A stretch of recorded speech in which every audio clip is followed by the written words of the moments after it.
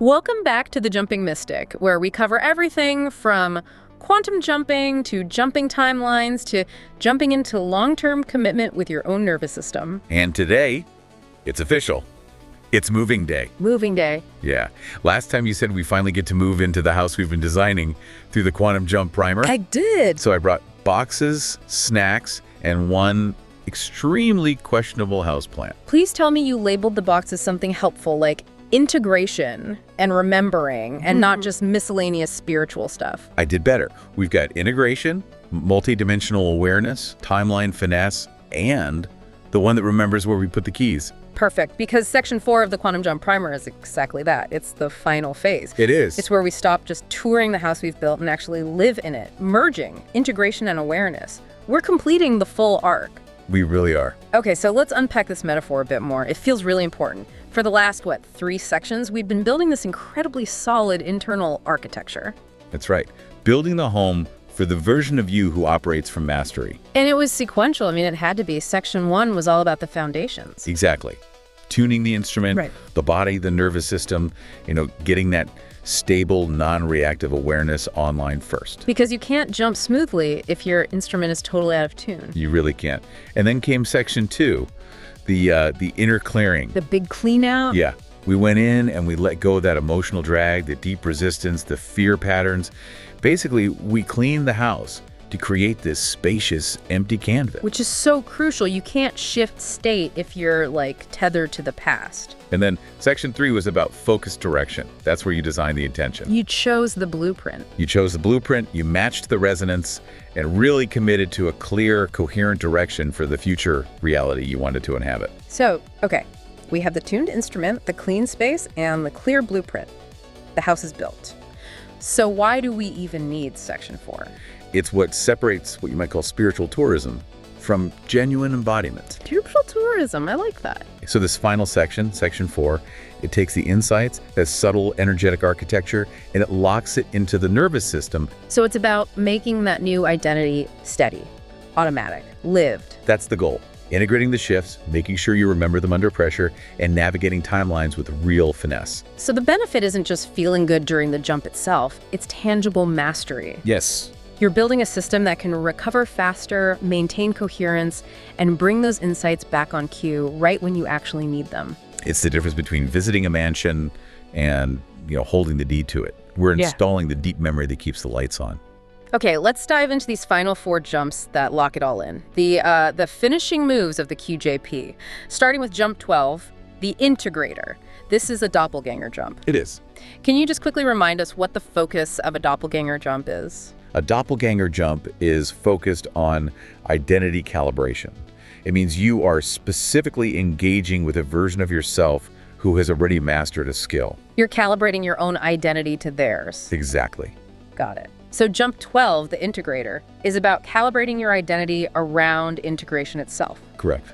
The whole mechanism here is meeting the version of you who doesn't just collect powerful experiences, they digest them. They metabolize the jump experience into new subconscious habits and automatic behaviors. So how does that show up practically?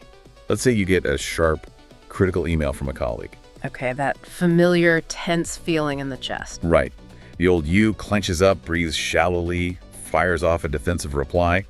But now, with the Integrator running in the background, you might automatically notice a subtle shift in your posture. You take a deeper breath.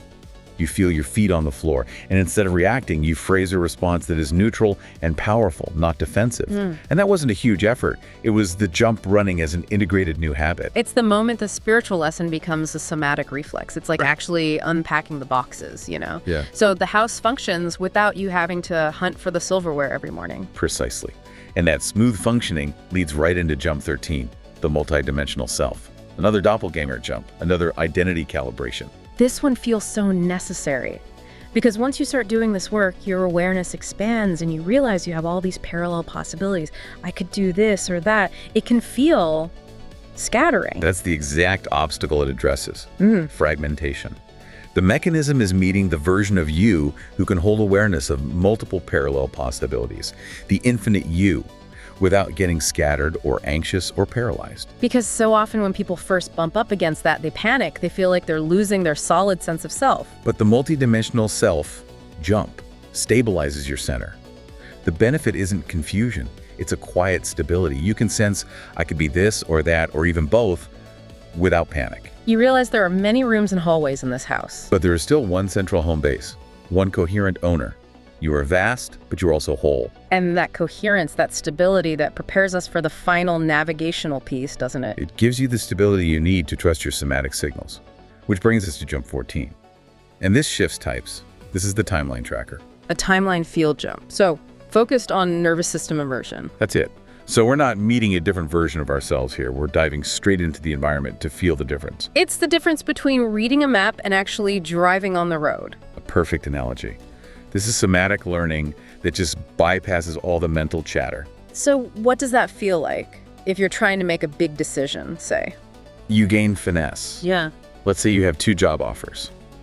Logically, on paper, they both look good. But the timeline tracker lets you internally sample the feeling of each choice. Okay. When you contemplate choice A, your nervous system might register a subtle signal. A constriction, a tightness in the chest, a kind of heavy feeling. That's the feeling of a less expansive timeline. Exactly.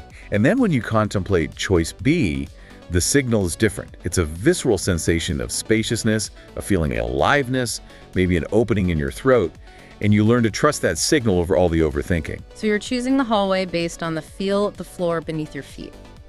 Is it solid and spacious, or is it bumpy and contracted? And that makes decision-making almost effortless.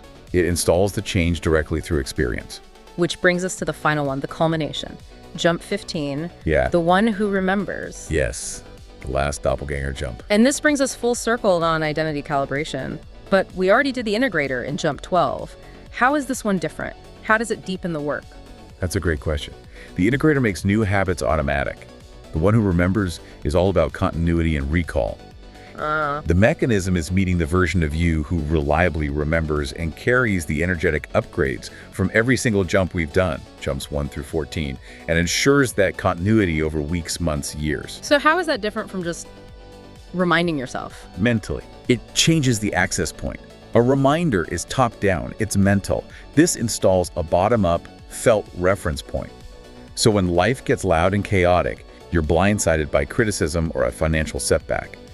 The benefit is that those stressful moments spontaneously trigger the memory of that upgraded, calm stance. The sudden visceral recall of the calm, secure body you inhabited in Jump 5, or the expansive vision from Jump 13. It deepens the self-trust that you are that upgraded version. It really does. This sounds like the final anchor, the one who keeps the lights on and knows exactly where everything is in the new house, even when it's dark outside. It's the continuity mechanism. It's the assurance policy for everything else we've built. And as we talk about maintaining all this, we have to talk about the music. We do. The final supporting pillar. The role of the songs shifts in each section. Section 2, they were a gentle landing pad. Section 3, they were active anchors for intention. And here, their function deepens again, because we are dealing with long-term memory. The music becomes a sensory trigger tied directly to the somatic memory. If you're having a massively stressful week, you can play the song linked to the integrator. And because your nervous system has linked that specific frequency to that integrated state, your body just automatically remembers how it felt. It's a rapid reset. That's the most powerful way to keep this architecture vivid and accessible. So it's not just a place you visit, it's where you live. And with that, we have arrived at the end of the Quantum Jump Primer arc. It's really worth just zooming out for a second and looking at the full 15-jump journey. We started by tuning the instrument in Section 1, getting that clarity and presence. Then we cleared the noise, all that emotional, energetic static in Section 2. Then you chose the song, the clean intention, your blueprint, in Section 3, aligning your energy. And now in Section 4, you've learned to actually live inside that music. Integration, awareness, and that long-term remembering. So this is the moment to really realize you're no longer just someone trying quantum jumping. No, you are now living as a master jumper in training. Your nervous system knows how to receive, integrate, and remember these states all on its own. And we really encourage you to notice the practical benefits you've gained. You'll see a shorter recovery time when life gets chaotic, a stronger instinct for coherent choices, And easier, effortless access to the felt memory of past jumps when you need them most. So with section 4, we've done more than finish a playlist. We've moved in. The architecture we talked about back in episode 7 is now something you can actually live from.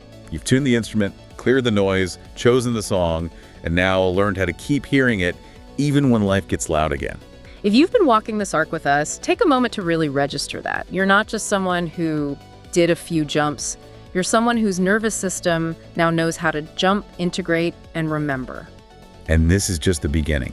Everything we build from here, new arcs, deeper themes, even the breathing series that supports all of it, can land on this foundation. So if you want to keep traveling with us into whatever comes next, make sure you're subscribed to House of Mystics on YouTube. Turn on notifications so new arcs, new jumps, and new breathing tracks show up the moment they're ready, instead of getting lost in the algorithm. Thank you for walking the Quantum Jump Primer with us. You've built a home for your future jumps to live in. And this is just the first address in a much larger universe we're going to explore together.